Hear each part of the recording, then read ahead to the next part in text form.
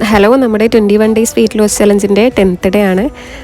ഇന്നലെ എനിക്ക് IF complete ആക്കാൻ പറ്റിയിട്ടുണ്ടായിട്ടില്ല. ഇന്നലെ വീക്കെൻഡെല്ലാം ആയതുകൊണ്ട് പുറത്ത് പോയിട്ടുണ്ടായിന്. അങ്ങനെ പുറത്തുനിന്ന് ഫുഡ് കഴിക്കേണ്ട വന്ന് മാക്സിമം കഴിക്കാതിരിക്കാൻ ട്രൈ ചെയ്തതിന് പക്ഷെ പറ്റിയില്ല. പിന്നെ രാവിലെ 9 മണിക്ക് ഞാൻ ഫാസ്റ്റിംഗ് തുടങ്ങിന്. 9 മണിക്ക് ചിയാലമൺ വാട്ടർ കഴിച്ച് 9:30 ആയപ്പോൾ ഒരു ഓംലെറ്റാണ് കഴിച്ചിട്ടുണ്ടായത്.